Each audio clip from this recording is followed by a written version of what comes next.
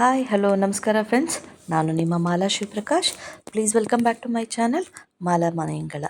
ನಾ ಇಲ್ಲಿ ಆರಾಮಾಗಿದ್ದೀನಿ. ನೀವೆಲ್ಲ ಹೇಗಿದ್ದೀರಾ? ಬಿಸಿಲಂತೂ ತುಂಬ ಜಾಸ್ತಿ ಇದೆ.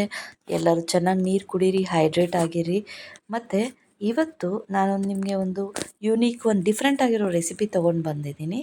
ಅದೇನಪ್ಪ ಅಂದರೆ ಚಟ್ಪಟ ಉಪ್ಪು ಹುಳಿ ಖಾರ ಎಲ್ಲ ಇರೋವಂಥ ಚಟ್ಪಟ ಮಸಾಲ ಇರೋವಂಥ ಒಂದು ಜಾಮ್.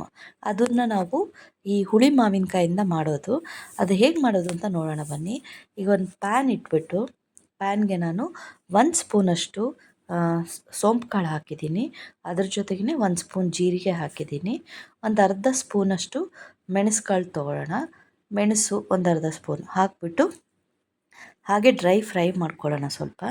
ಇದ್ರ ಜೊತೆಗೆ ಇದು ಏನಪ್ಪ ಅಂದರೆ ತುಂಬ ಚೆನ್ನಾಗಿರುತ್ತೆ, ತುಂಬ ಹೆಲ್ದಿ ಮತ್ತು ಟೇಸ್ಟಿ ಕೂಡ ಇರುತ್ತೆ. ಮಕ್ಕಳಿಗೆ, ದೊಡ್ಡವರಿಗೆ ಎಲ್ಲರಿಗೂ ಇಷ್ಟ ಆಗುತ್ತೆ.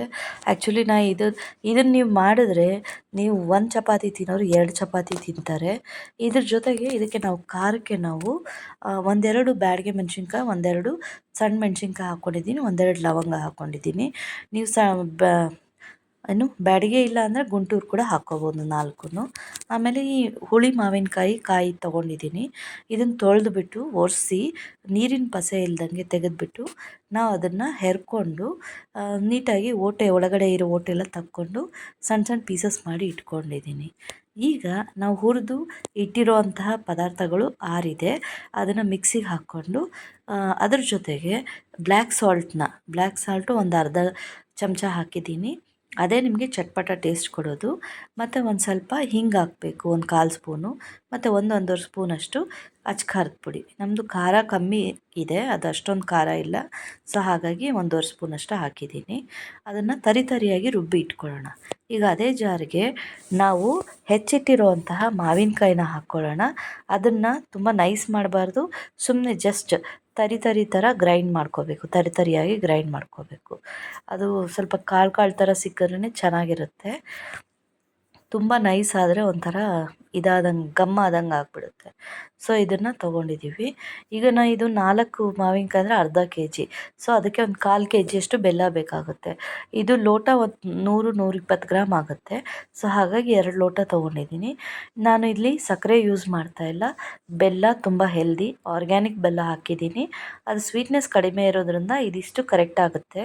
ಅದ್ರ ಜೊತೆಗೆ 1 ಸ್ಪೂನ್ ಉಪ್ಪು ಹಾಕಿದ್ದೀನಿ, ಮತ್ತು ಒಂದು ಅರ್ಧ ಚಮಚ ಅರಿಶಿನ ಹಾಕಿ ಅದನ್ನು ಕೈ ಆಡಿ ಸ್ವಲ್ಪ ಮುಚ್ಚಿಟ್ಬಿಟ್ರೆ ಸ್ವಲ್ಪ ನೀರು ಬಿಟ್ಕೊಳ್ಳುತ್ತೆ. ಒಂದು 10 ನಿಮಿಷ ಮುಚ್ಚಿಟ್ರೆ ಅದೆಲ್ಲ ಹೊಂದ್ಕೊಂಡು ನೀರು ಬಿಟ್ಕೊಳ್ಳುತ್ತೆ.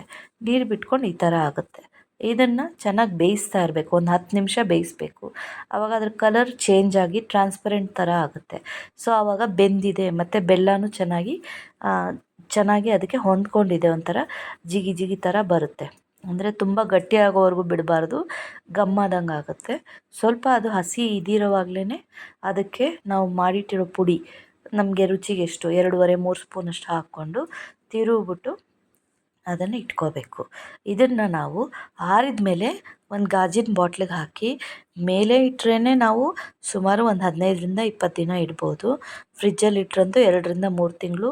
ಈ ರೆಸಿಪಿ ನಿಮಗೆಲ್ಲ ಇಷ್ಟ ಆಗಿದೆ ಅಂದ್ಕೊಂಡಿದ್ದೀನಿ. Thanks for watching. Please subscribe ಮಾಡಿ, ನಂಗೆ ಸಪೋರ್ಟ್ ಮಾಡಿ. Thank you.